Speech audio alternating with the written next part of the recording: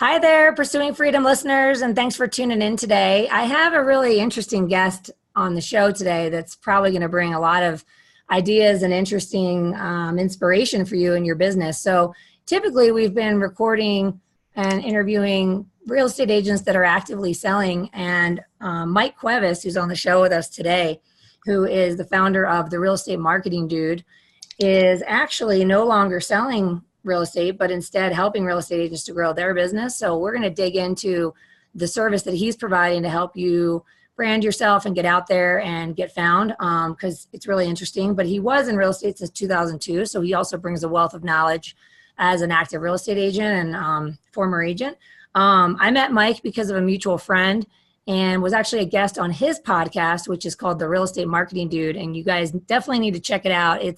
He interviews a lot of awesome people. He's super high energy. It's kind of infectious. And the content that he provides on the show, or that you can find on that show, is really awesome. So I've been listening religiously since I met Mike, and I get tons of great ideas from it. So I highly recommend you subscribe to that podcast and leave a good review for him too, so people can find him as well. So with no further ado, we'll jump right in. Mike, tell me a little bit about your backstory in the industry, and like kind of how, when, and why you got into real estate in '02, and kind of how the journey took you to where you are today. Sure. Thank you, Aaron. Thank you for having us. So I could give you a brief snapshot. I accidentally ended up in real estate. It was the last college elective I took when I was in school, and I needed to graduate. And the professor, I think, I remember him saying like, "Oh yeah, people in real estate make a lot of money." So I was like, sold, I'm in. So long story short, no one told me anything other than that. It literally happened like that. I got out of college, graduated, went and took the real estate exam, and then I ended up getting a salaried real estate position. And that was the only job I've ever had. Why I went into it, I don't know. It was the first job offer I got. And looking back at it, it's sort of like, well, I mean, people hire any realtor. You don't really need to. It's like, how can you not get hired as a realtor is the question. So I thought I got a job, and I just hustled. I hustled a lot, and I figured it out, and I just put my head to the ground and just kept on hustling with it. So you mentioned a college elective. That's so interesting, because I just recently heard about a class in Fort Collins at Colorado State University that offers a real estate class. That wasn't available to me back in my day. So it's cool to hear that was available. What school did you go to? It's located in the armpit of America. It's called Southern Illinois University in Carbondale. Go Salukis.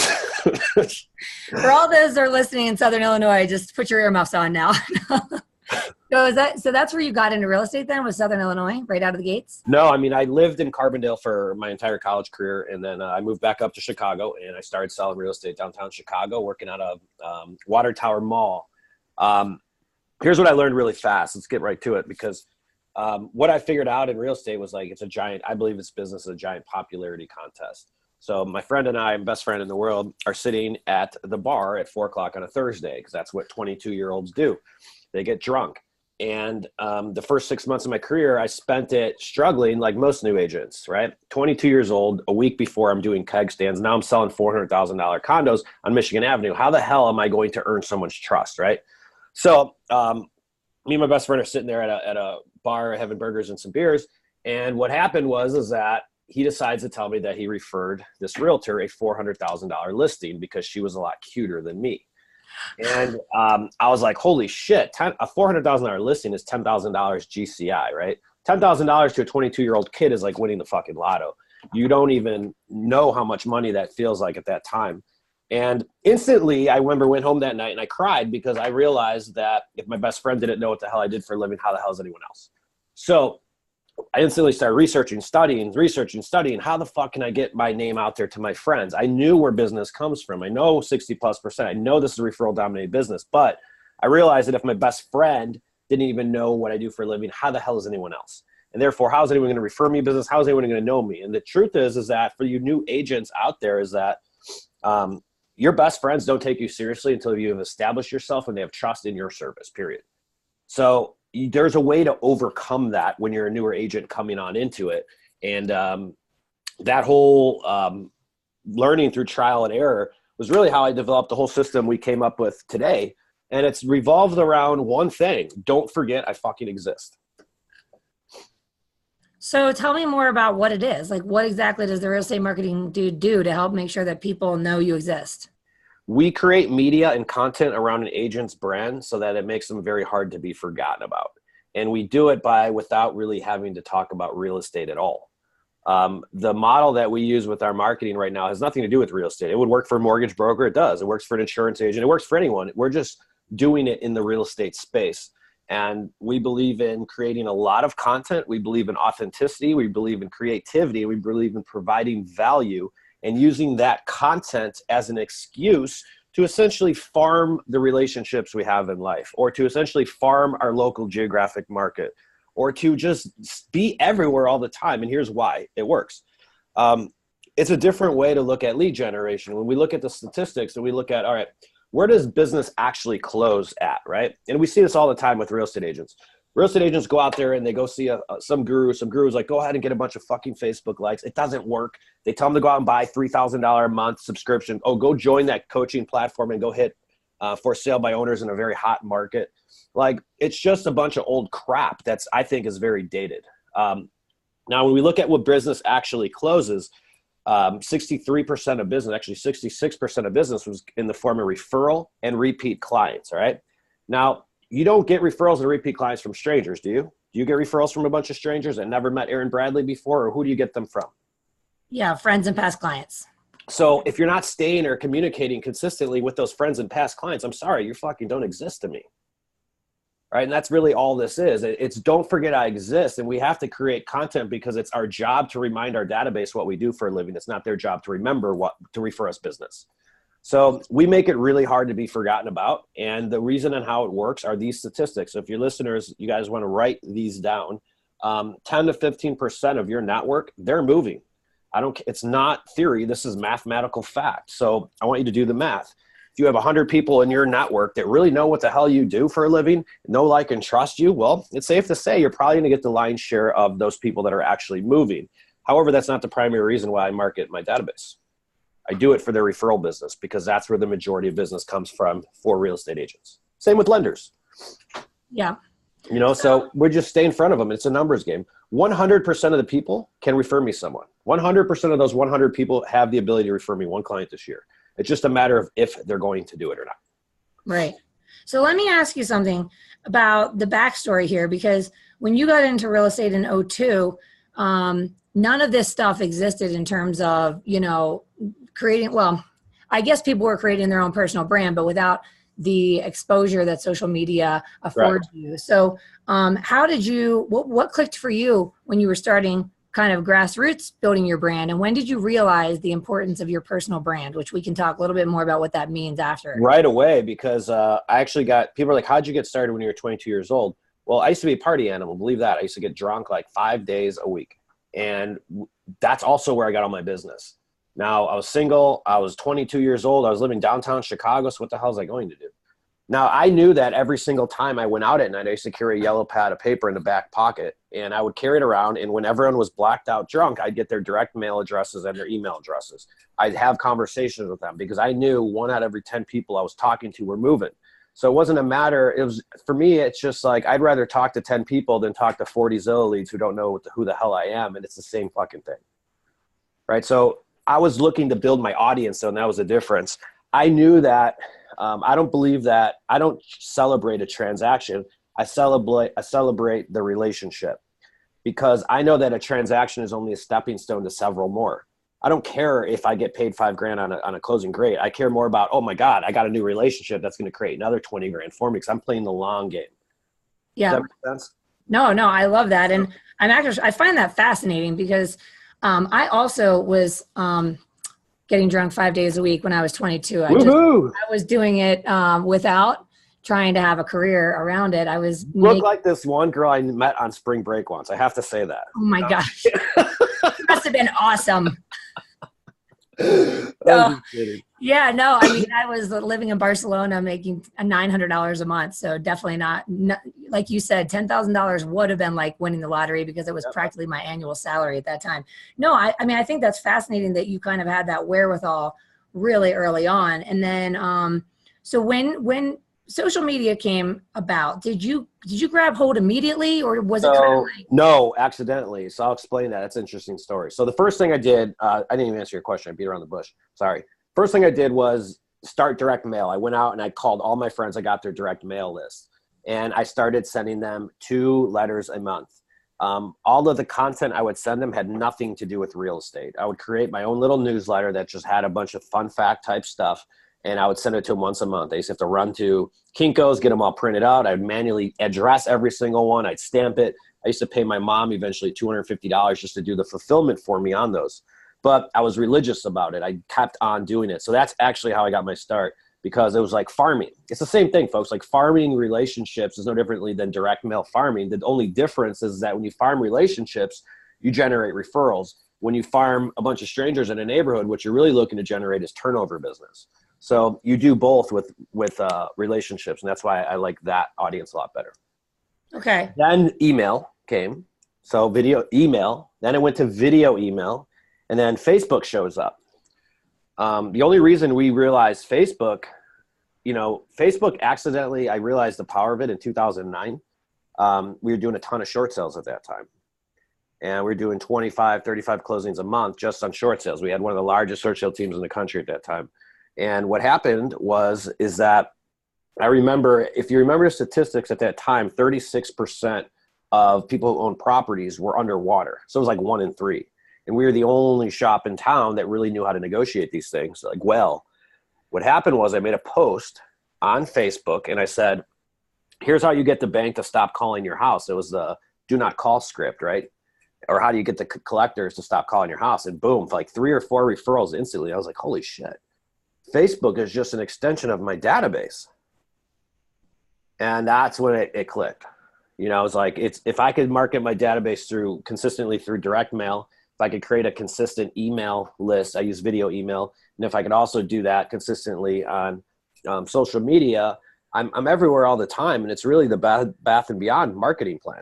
If you look at it, the Bye Bye Baby marketing plan. Direct mail, email, social media, be everywhere all the time, create content that provides value, and you'll start attracting business. Well, I hear a lot of innovation in everything that you've done. And I guess I'm curious because are you just someone who's always sort of had a thirst for knowledge on how to do it, better, faster, quicker? Or was there any point during your career where you were kind of like, I'm going to follow that guy's lead, like I like what this person's doing, and you had some sort of mentor or inspiration that was ahead of you? Yeah, I mean, reading books. I'm very strong into my faith. I've always researched. Like, when I learned on how to do short sales is only because I would get on the plane and go meet a bunch of people that were killing it in different markets.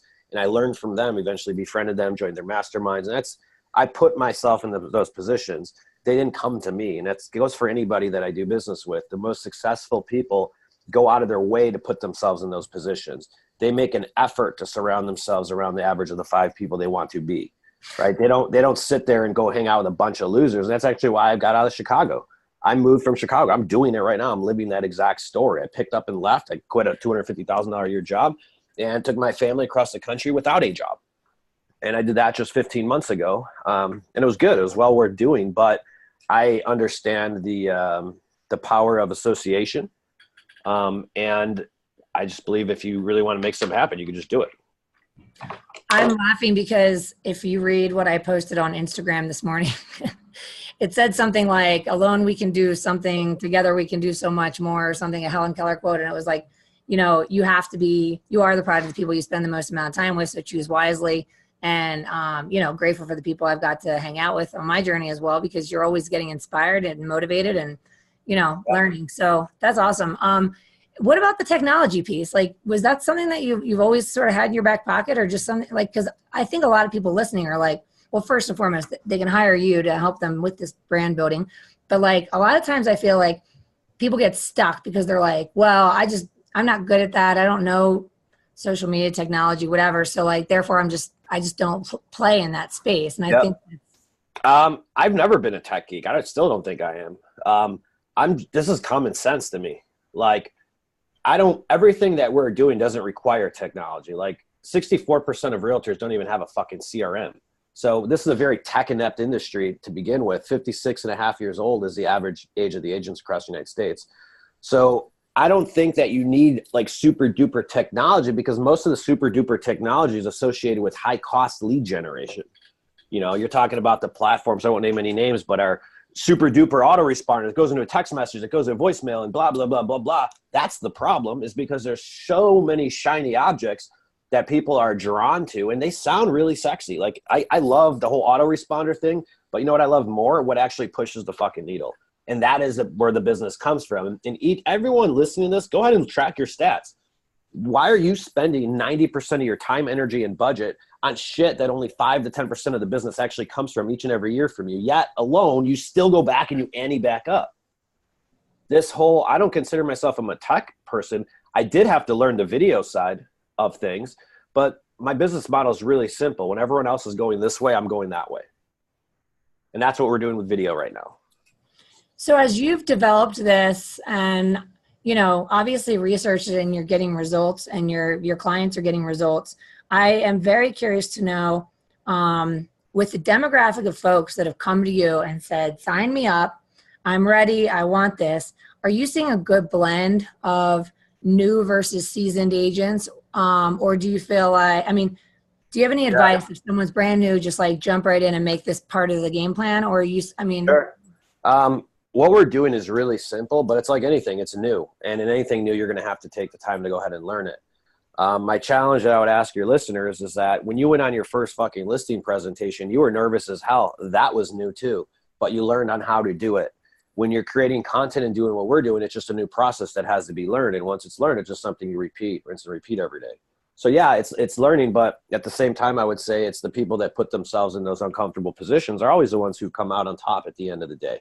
It's not the other way around in any circumstance ever. And that's for a reason. There's no coincidence with that. So I actually follow you on Instagram and I see some of the success stories that you shared. And I think we've talked about some of them. When you're working with a client and you're figuring out what their story is going to be and what is their 20% that gets them 80% of the results and all that good stuff, I guess I'm just curious about how that process works. Are they coming to you already understanding what their value proposition is, or are you helping folks identify? We crack it out of them. So we have a program called Flip This Agent, which is what we do. We flip agents.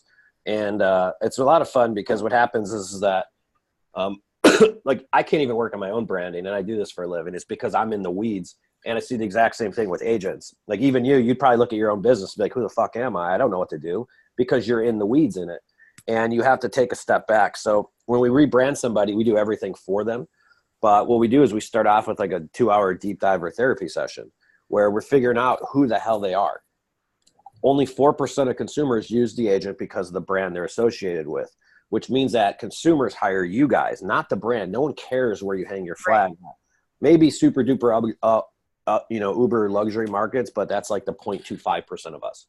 All right. So, I think it's all about establishing a connection, and I think it's all about establishing attention, and that's all we're doing. We're not generating leads. We're generating the attention of people's audiences, and that's it. And when you have attention, you attract business. It's awesome. And what about, are you seeing that the folks that are finding success with it, what kind of results have you seen? Like, I know there's been some transformations in people's business. So like, give us a little bit about some of your client testimonials to the experience you've had. It's a good question, because when you're branding, a lot of the stuff's unquantifiable, right? So it's like, this is the major difference. When we look at investing money into marketing, or we look at investing money into advertising, we generally measure the success of that campaign by the results of it, right?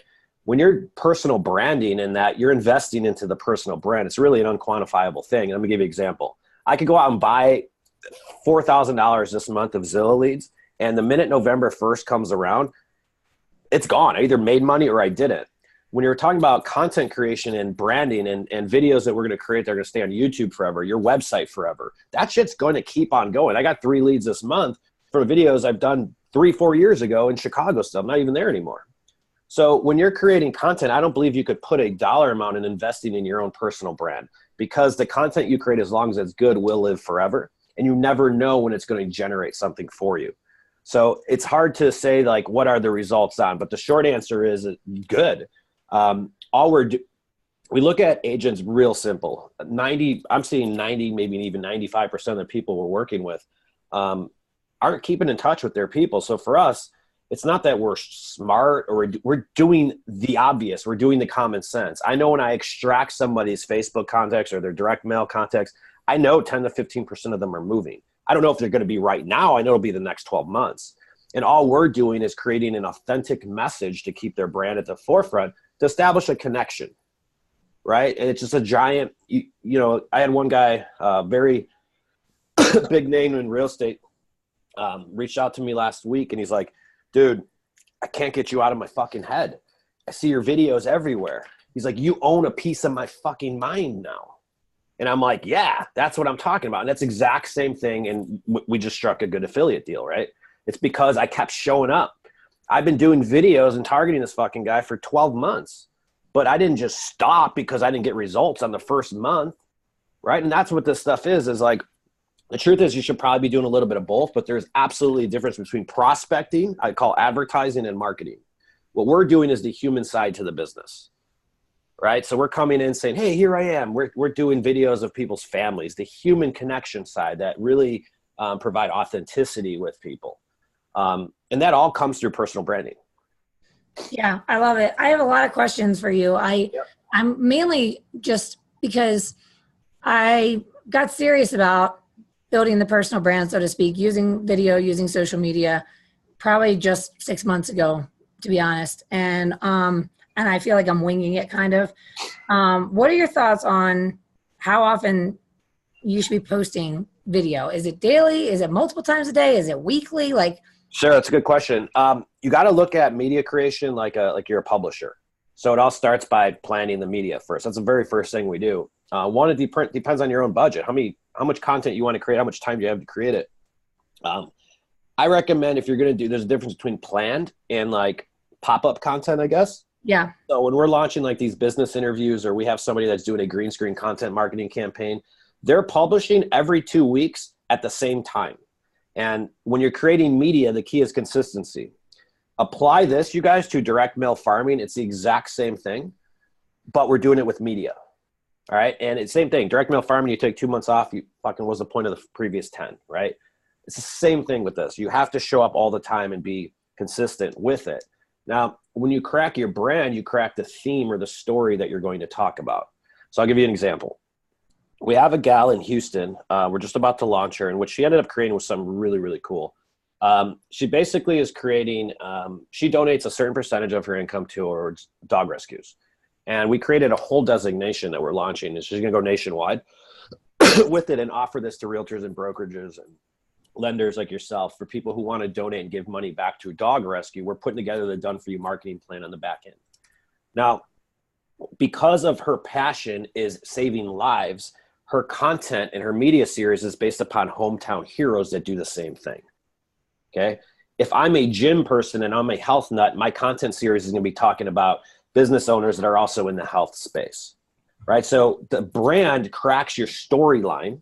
That makes sense. It gives you the theme of your ongoing media. And once you crack the theme, the longevity of the campaign really becomes unlimited because you just apply that theme to everything you do. When you start associating your theme with others and showcase their stories, what it does is it builds your brand to your networks through other people. Okay. Now, I'll give you an example. If I'm sitting here and you're interviewing me and I start cooking right here, start cooking it up, cooking all this food up. I have no fucking idea how to cook. But if I do this 2 or 3 times with you, you think I'm a fucking expert. Got it. So my next question is, when you're talking about creating media and let's say, for example, every 2 weeks at the same time, you're planning out the content. I am assuming that you're talking about, are you doing paid Facebook ads versus what you say pop-up content? So pop-up content should be happening all the time. But when you talk about media and building the story, you're saying creating a reality show, creating your series, creating a media series. It's like the news comes on at 10 o'clock every night, right? They do that in Colorado? Yep. So what happens if the news doesn't come on at 10 o'clock? Coloradians freak out. The sports comes on at about minute 17 to 21 every fucking night. That's usually when I tune in. If it's not on and they start putting the sports at the beginning, I start missing it. I start complaining. You can't do anything without, it's a template. You can't do anything without consistency, and also is consistent in your show structure. So you look at it like you're launching a reality show. And when we're doing business owner interviews or neighborhood local points of interest content, it doesn't really matter. It all has a format. It all has a show type feeling, and it's all published on the same dates. Now, pop-up content would be like listings. You don't know when you're gonna get a listing. So that would be a video I would create, but listings come and go. Holiday videos. I love videos that have nothing to do with real estate. You know, Valentine's Day videos, thanking your network for referrals and telling them how much you love them. Yeah. Right? Fun stuff that there's stuff you can't create, but everything revolves around your planned content first, and you build in your filler in between. So are you doing a sprinkling of live and like, because with Facebook ads, you have to create the video and then create the ad and input the video. It's not, you don't do ads with live, right? Live is separate. Well, two things. It's a good question. So live is separate. I have a guy that's doing 2 videos a week, and then he has once a month, he has a show called Booze and Real Estate. And then him and this other realtor go to a bar and get hammered and talk about real estate for 45 minutes. But they're doing it at the same time every month. So you can mix in a show like that, but there's also going to be stuff you see on the go that are great to be spontaneous with. So there's no rhyme and or reason to it, but having an overall structure sort of set up. Yeah. It all starts with the planned media, then determining what is pop-up content for you. Is it listings? Is it a Facebook Live show? And then making that, you know, part of your day-to-day, no differently than when you brush your teeth. Right. And then like, this is all really interesting to me because, and I'm sure that a lot of people listening are thinking the same thing. Like, one is either, okay, this is helping me do what I'm doing better, or 2 is, you know, this overwhelms me and I need to hire you to do it for me because it's just too much for me to figure out, which is why I think you're having such great success and why you will continue to have success. But so for the bi-weekly like content you're creating, is it always a video and it's a pre-recorded video with a very specific story, and then it's an ad that you're targeting your audience at that point? Well, yeah, but we're not, remember what we're targeting. We're not even, it's not an ad. Here's what I like about the business owners. It's social media appropriate. People aren't logging on to social media to go see about how many awards you won or how much money you made this week. That's called a brag reel. People are logging in to see what's going on in their neighborhood, who had a baby last, what their friends are up to, what's going on this weekend. So when you're creating social media like content, what it does is it gets more shares, it gets more engagement than a real estate related video. So would you rather watch the video of the new ice cream shop that you may want to take your kids to this weekend? Or would you rather have me standing in front of a whiteboard giving you a market update? The former. I mean, always 100%. Not to mention creating value for the business owner. But that's the thing. We're fighting for attention. Yeah. We're not fighting for leads. It just so happens when you own the attention, you generate leads because of the statistics. 10 to 15% of the population is moving this year. 100% of the population knows someone who's moving they could refer you to. When you're everywhere all the time and you have 100 people or 200 people or 300 people that know who the fuck you are and what you do, there's a percentage of them that are going to fall into your ecosystem. I love that. It's the content that you create that keeps the brand in front of it and establishes that connection. That makes sense? Yeah, totally. You just gave me the title of the show. When you own the attention, you generate leads. I like that. So I guess my last question is, again, and I'm sorry I for all these digging in specifics, but I have a lot of questions. I assume that the listeners might too. But what's your opinion on quantity versus quality? Quality all day. Quality. So like when you think about, there's a lot of advice around Instagram where it's like Instagram, when someone goes to your page for the first time, it should draw you in and it should be well planned out and it should look good and professional if you're wanting to do it for business reasons. And then there's the flip side, which is like the Gary V, like the more you post, the more attraction you get. And so do you have any thoughts on that? Like, I think it's all about authenticity, regardless of what you do. Right. So, like, let's take those two things back. You basically, the first question was professional versus personable, right? I mean, like with Instagram, it's like when they go and they see what I don't know what they call it, but when they see the platform as a whole, the first time they go to your page, you want to have it somewhat organized so that it draws someone in and it doesn't just be chaotic. But when you're doing quantity, there isn't going to be as much of a game plan. It's just like, hey, look at me right now. I could do I'm doing an interview with Mike Cuevas here, and it wouldn't be necessarily pretty, so to speak. It would just Yeah. be constant. Well, my Instagram page is totally unpretty, and I'm not even that good on Instagram. I just started using it in the last 6 months, to be honest with you. Just had that's one of my goals this year is I'm going all in on Instagram. So short is that it just depends on your brand. Like, I'm a dude. You think I'm going to have a fucking organized Instagram page? No, that's part of my whole brand. I mean, look at my office right here. Look at this shit. There's fucking glasses everywhere. There's shit everywhere. I'm a dude. I'm a messy fucking kid, but it's just who I am. So it's part of my brand. So for me, that's what I'm saying is all we're doing is just being us. We're just being you. So I'm reflecting that. And that's what I'm seeing with these agents is that everyone's trying to be someone they're not. And I think you resonate with nobody when you do that.